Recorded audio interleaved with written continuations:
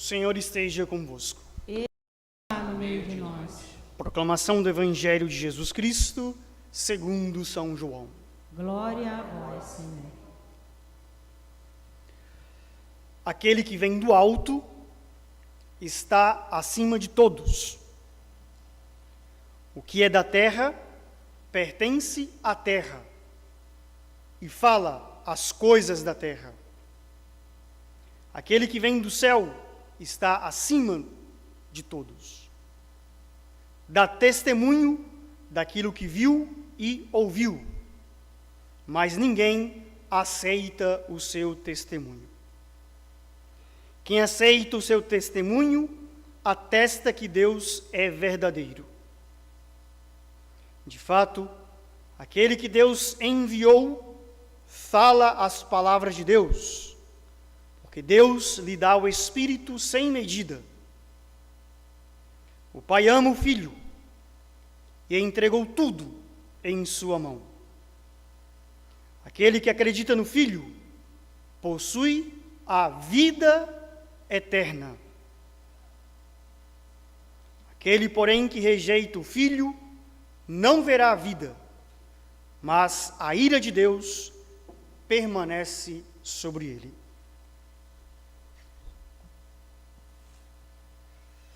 Palavra da salvação. Glória a vós, Senhor.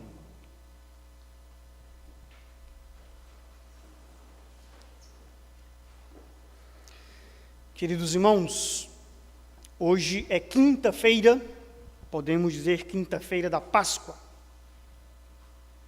Todas as quintas-feiras são especiais para a igreja, porque nós fazemos presente a instituição da Eucaristia. Faz poucos dias, 15 dias atrás, um pouco mais, nós estamos celebrando a Eucaristia da instituição em que Cristo instituiu o sacramento da ordem, o sacramento da Eucaristia, e se pôs a lavar os pés dos discípulos. Quando Cristo realizou? Em uma quinta-feira. Sexta-feira morreu, sábado ressuscitou. Já do sábado para o domingo, o dia da ressurreição, os dias são importantes para nós cristãos.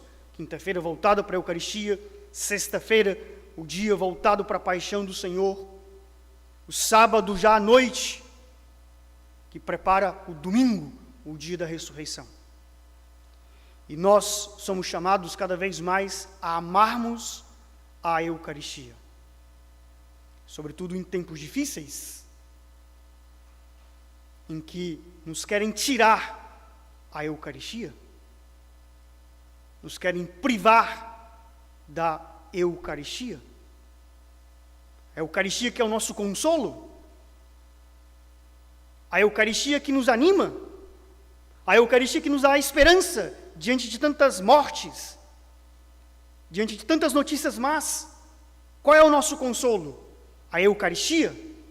Essa Eucaristia que nós temos a graça que continua através do Santíssimo Sacramento. Todos nós, queridos irmãos, sobretudo os que estamos aqui presentes, deveria ser obrigatório nós entrarmos na igreja e saudar Cristo que está presente na Eucaristia, no Santíssimo Sacramento. Quanto de nós deveríamos valorizar mais ainda a oração diante do Santíssimo Sacramento, porque ali Cristo está realmente presente. Depois nós vamos concluir a nossa Santa Missa adorando o Senhor. Essa Eucaristia, os apóstolos, os santos, deram a vida por defender essa Eucaristia. Alguns morreram por poder celebrar a Eucaristia. E por isso ninguém pode ferir a Eucaristia com os abusos litúrgicos, com seus subjetivismos, com teatros que se fazem na Eucaristia. É um pecado que se clama ao céu, o abuso que se tem hoje à liturgia.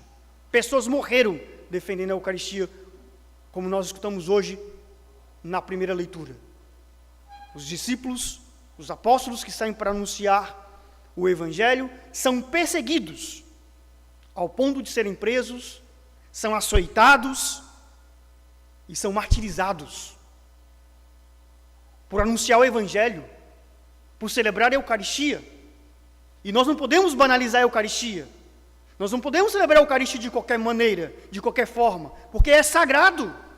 E se nós fazemos algo contra algo sagrado, é um pecado grave, que se chama sacrilégio.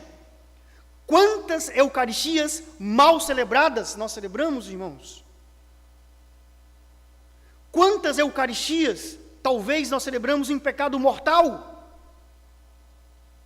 Aquele que comunga o corpo de Cristo de forma que está em pecado, comunga a própria condenação. Esse tempo de privação que alguns estão experimentando em outras arquidioceses, que não podem ir para a igreja, deveria aumentar e valorizar o nosso amor à Eucaristia. E nós somos chamados, irmãos, como dizem os apóstolos hoje, a obedecer a Deus e não aos homens. Nós não sabemos a quem obedecer de forma humana, nesse tempo de bagunça, sobretudo aqui no Brasil, que é triste a situação do nosso Brasil. Quem nós devemos obedecer? O Supremo Tribunal Federal? O presidente? O governador? O prefeito? Quem nós devemos obedecer? Que ninguém sabe o que fala, só defende seus interesses pessoais. A quem nós devemos obedecer? A Deus. A Deus. Deus que nos dá a vida. Nós temos que ter coragem, a ousadia de amar Deus sobre todas as coisas, porque é Deus que nos dá a vida. E esse Deus que nos dá a vida, nós precisamos desse Deus. Nós precisamos procurar esse Deus. E é o que nós estamos escutando nesse Evangelho, desde segunda-feira até hoje, o diálogo de Cristo com Nicodemos. Hoje encerra esse Evangelho do diálogo com Nicodemos. É muito interessante, Nicodemos, que era um homem muito importante, era um homem rico, era um homem estudado, era um homem inteligente, que à noite foi procurar Jesus Cristo. Tem todo o detalhe também, porque Nicodemos foi procurar Cristo à noite, com medo também, o que as pessoas iam pensar, mas era um homem que procurava a Deus, era um homem que procurava Jesus Cristo. E se algo positivo que nós podemos tirar dessa pandemia, é que muitas pessoas também têm procurado Deus, que muitas pessoas têm procurado Cristo. Nós aqui temos a graça de transmitir a missa, e quantas pessoas às vezes mandam mensagem para mim: padre, estou assistindo a missa, mesmo de forma muito precária, através de um celular, através de uma internet. Bendito seja Deus, pessoas que procuram Cristo, pessoas que talvez não tinham uma frequência diária na igreja, mas procuram uma palestra, procuram uma homilia, procuram uma catequese. Por quê? O nosso coração só está realizado em Deus, em Jesus Cristo.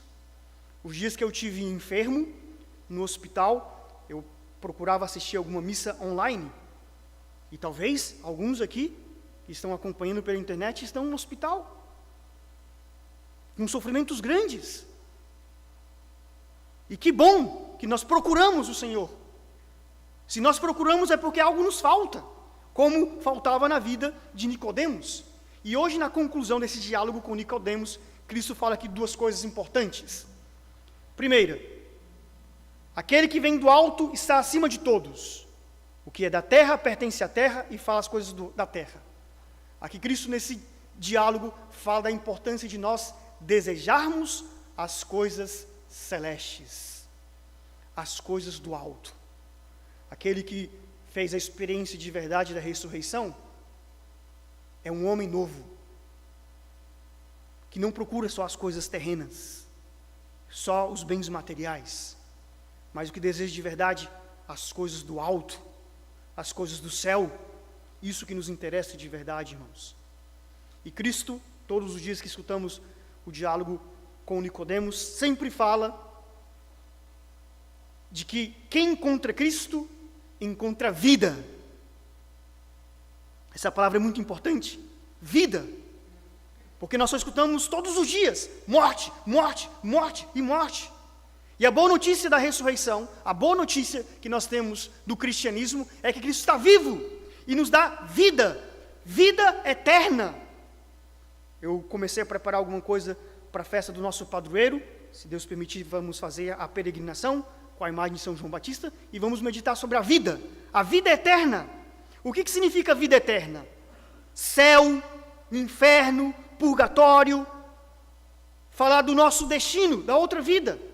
Só que essa vida eterna não é só uma vida após a morte, também, mas a vida eterna que Cristo se refere, queridos irmãos, é uma vida eterna que nós podemos experimentar aqui na terra. Eu tenho vida. Como eu sei que você tem vida eterna aqui na terra? Sabe como eu sei? Uma prova que eu sei que você tem vida eterna. Se os problemas que você tem, se as dificuldades que você tem, não te leva ao desespero. Por exemplo, o teu salário foi diminuído? Ou você está desempregado? Um pagão se desespera porque não tem dinheiro. Como eu vou comer? Como eu vou pagar minhas contas? Mas aquele que tem vida eterna, tem Cristo e enfrenta a pobreza, enfrenta a falta de dinheiro, enfrenta a doença. Se você tem vida eterna, a doença não é um mal para você? A doença não é uma desgraça para você? A doença é um acontecimento que Deus te dá para você se encontrar com Ele. Isso é ter vida eterna. Se você tem vida eterna dentro de você, não é um probleminha, porque falou que o teu cabelo está feio, porque o teu cabelo é das cavernas, e você fica magoadinho, e não tem vida eterna para nada, que não é homem para nada, um frouxo, moleque, porque você não tem vida eterna. Não pode falar para você, o teu cabelo está feio, chora, vai cortar os pulsos, porque o teu cabelo está feio, porque você é careca, não tem vida eterna. Se você tem vida eterna dentro de você, nada te destrói, nem críticas, nada te destrói, porque você tem vida eterna, você tem ressurreição, você tem Cristo dentro de você. Essa vida eterna não é só a vida após a morte, é uma vida que nós experimentamos aqui, irmãos, que hoje Cristo, falta um pouquinho de ar, já não sou o mesmo, tem que dar uma respirada. A médica falou para dar uma respirada. Se nós temos vida eterna, irmãos, nós valorizamos aquilo que nós temos mais de sagrado, a Eucaristia. Valorizemos a Eucaristia, obedeçamos a Deus antes que os homens. Que nós possamos desejar as coisas do alto e que nós possamos ter vida eterna.